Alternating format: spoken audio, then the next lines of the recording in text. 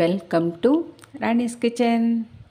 ఈరోజు మీకు నేను పూర్ణం బూరెలు చేసి చూపించబోతున్నానండి శనగపప్పుతో.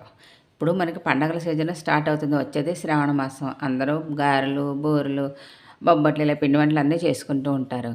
అందుకని నేను ఇవాళ మీకు బూరెలు చేసి చూపిస్తున్నానండి. దానికోసం నేను ఈ గ్లాసు కొలతతో శనగపప్పు అంటే పచ్చిశనగపప్పు తీసుకున్నానండి. ఇదే గ్లాసు కొలతతో బెల్లం తీసుకున్నాను. ఇప్పుడు ఈ శనగపప్పుని 1 గంట సేపు వాటర్లో బాగా నానబెట్టేసుకోవాలి. ఫస్ట్ మనము ఇలా నీళ్ళు తీసుకుని శుభ్రంగా 2 సార్లు కడిగేసుకుని మనం ఈ వాటర్లో 1 గంట సేపు నానబెట్టుకుంటే మనం ఉడికేటప్పుడు ఏమవుతుందంటే ఎక్కువ మెత్తబడకుండా బద్దలాగా కొంచెం మెత్తబడినట్టుగా అవుతుందన్నమాట. నానలేదనుకోండి ఎక్కువసేపు ఉడుకుతుంది. నానబెట్టేసామంటే కదా తొందరగా మనకి ఉడికిపోతుంది. అందుకని 1 గంట సేపు నేను నానబెడుతున్నాను. ఇప్పుడు ఈ పూర్ణం చోపుకు కూడా నేను పప్పు బియ్యం నానబెట్టానండి.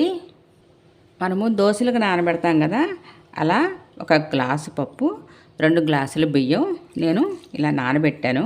ఒక 4-5 గంటలు ఇవి నానిన తర్వాత మనం మెత్తగా దోశపిండికి రుబ్బుకున్నట్టుగా రుబ్బుకోవాలి, బూర్లు చోపుకు అనమాట. ఇది కూడా నేను నానబెట్టుకుని ఉంచుకున్నాను.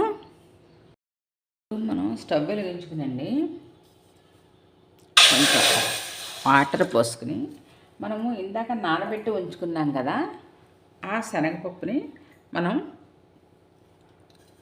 ఉడికించుకోవాలి. ఎక్కువ మెత్తబడకూడదు, కొంచెం కొద్దిగా మెత్తబడినట్టుగా అయితే సరిపోతుంది. మనం కుక్కర్లో అది పెడితే కనుక మెత్తగా అయిపోతుందండి. అందుకని మనం ఈ బూరెలకు కానీ బొబ్బట్లకు కానీ ఇలాగే మనం శనగపప్పుని ఉడికించుకోవాలి. పదును చూసుకుని జాగ్రత్తగా మనం దీన్ని ఉడికించుకోవాలన్నమాట. ఇలా వేసాం కదా, ఆ వాటర్కి అది చక్కగా ఉడుకుతుంది. ఇప్పుడు మనం ఇలా నొక్కితే ఇలా నొక్కబడినట్టయితే సరిపోతుందండి. చూసారా, ఇలా అయితే చాలన్నమాట. ఇంకా అంతకన్నా ఎక్కువ ఉడకకూడదు. ఎక్కువ ఉడికిందనుకోండి మనకి బూరి వేసేటప్పుడు చీదేస్తుంది అనమాట. అలా ఉంటే సరిపోతుంది. ఇప్పుడు స్టవ్ ఆఫ్ చేసేసుకుని ఒక చిల్లుల పళ్ళెంలో మనం ఒక స్ట్రైనర్లో కానీ వాటర్ అంతా వడగొట్టేసుకుందాం. Stove off చేసేసుకుందామండి. ఇప్పుడు మనం ఇలా ఒక స్ట్రైనర్లోకి ఇలా వడగొట్టేసుకుందామండి. వాటర్ అంతా బాగా ఓడిపోవాలన్నమాట. ఇది ఆరిపోవాలి. ఈ పప్పు అంతా కూడా తడి లేకుండా శుభ్రంగా ఆరిపోవాలండి. అప్పుడే మనకి బూరె అనేది చక్కగా వస్తుంది. ఇదంతా శుభ్రంగా ఆరిపోవాలి. మిక్సీ జార్ తీసుకుని కొంచెం యాలకులు వేసుకుని ఇందాక మనం ఉడికించి పెట్టుకుని పెట్టేసుకుని ఉంచాం కదా, ఈ శనగపప్పు వేసేసి దీన్ని పౌడర్ లాగా మనం మిక్సీ పట్టేసుకోవాలి. ఇది బాగా చల్లారిపోయిందండి. తడి ఉంటే ఏమాత్రం తడి ఉన్నా కానీ మనకి పాకం వచ్చేసి ఉండరాదు, పూర్ణం అంతా పలచనైపోతుంది అనమాట.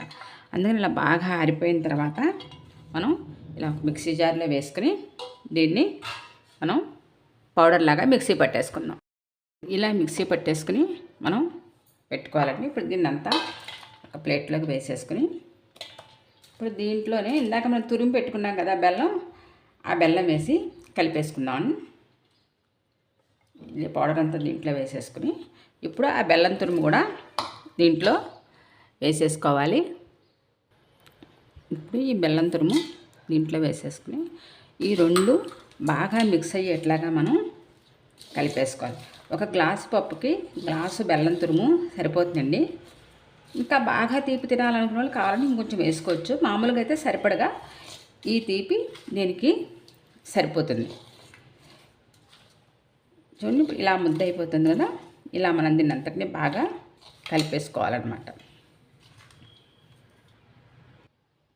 ఇప్పుడు మనం ఈ పూర్ణాన్ని ఇలా ఉండల్లాగా చేసి పెట్టుకోవాలి, బాల్స్ లాగా. మన ఇష్టం వచ్చిన సైజు అండి, పెద్ద సైజు కావాలి, పెద్దవి చిన్నగా చిన్నగా ఇలా బూరెలకి మనం చేసుకుందుకు ఇలా రౌండ్గా బాల్స్ లాగా చేసి పెట్టుకోవాలి. ఈ పూర్ణం అంతా కూడా ఈ శనగపప్పు బెల్లం పూర్ణాన్ని మనం ఇలా ఉండల్లా చేసి పెట్టుకుందామండి.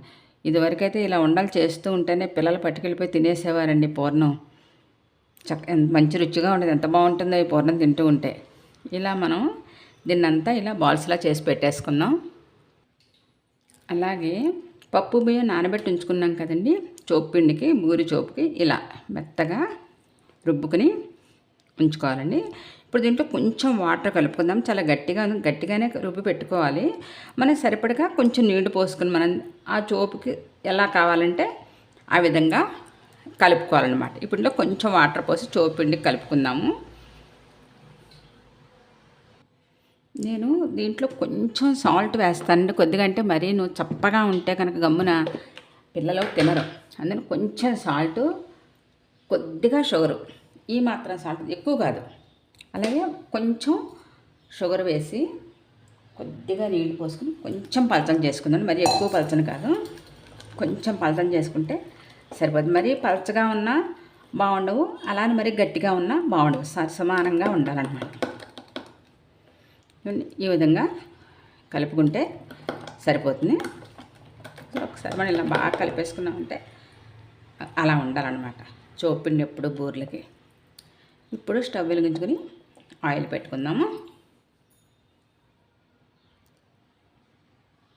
ఇప్పుడు స్టవ్ వెలిగించి బాండి పెట్టిన ఆయిల్ పోసుకున్నామండి. ఆయిల్ బాగా హీట్ అవ్వాలి. హీట్ అయిన తర్వాత మనం ఈ రెడీ చేసి పెట్టిన పూర్ణం ఉండల్ని ఈ బూరెల చోపులో డిప్ చేసుకుని దీంట్లో వేసుకుందాము. నూనె కాగిందో లేదో చూసుకుందామండి ఒకసారి. ఇలా కొంచెం పిండిలా వేస్తే తెలుస్తుంది కాగింది. ఇప్పుడు మనం బూరెలు వేసుకుందాం. ఈ పూర్ణం ఉండని దీంట్లో ఇలా డిప్ చేసుకునండి. ఇలా జాగ్రత్తగా ఇలా మనం ఆయిల్లో వేసుకోవాలండి. కొంచెం జాగ్రత్తగా వేసుకోవాలి. చేతి మీదకి చింతకుండా కొంచెం సిమ్లో పెట్టుకుందామండి స్టవ్.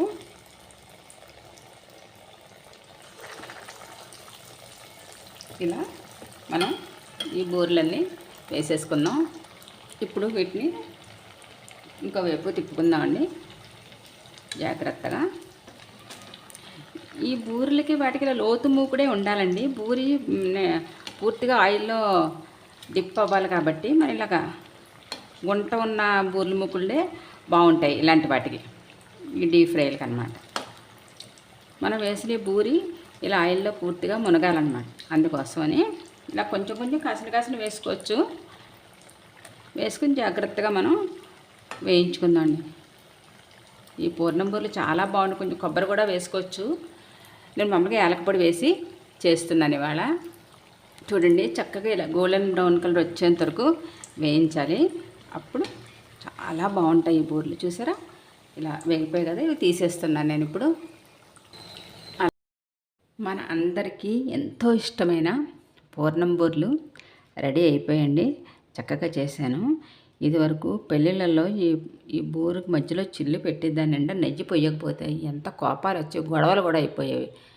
కానీ ఆ రుచే వేరు. బూరి మధ్యలో మనం ఇలా చేసుకుని దీంట్లో చక్కగా నెయ్యి ఇలా దీని నిండా ఇలా నెయ్యి పోసుకుని దీని పడంగా ఇలా తినేవారండి. ఇప్పుడు అలా తినేవాళ్ళు లేరు. ఆ బలాలు ఆ తిళ్ళు వేరు. ఇప్పుడు ఇలా తినాలంటే అమ్మో నెయ్యి మాకు ఫ్యాట్ వచ్చేస్తుంది, మేము తినము. కానీ ఇలా తింటే ఈ రుచి అమోఘంగా ఉంటుంది. తిని చూస్తేనే ఈ రుచి అనేది తెలుస్తుంది. ఇలాంటి పూర్ణం బూరెలు మీరు కూడా తప్పకుండా చేసుకోండి. నా ఈ ఛానల్ లైక్ చేయండి, షేర్ చేయండి, సబ్స్క్రైబ్ చేయండి.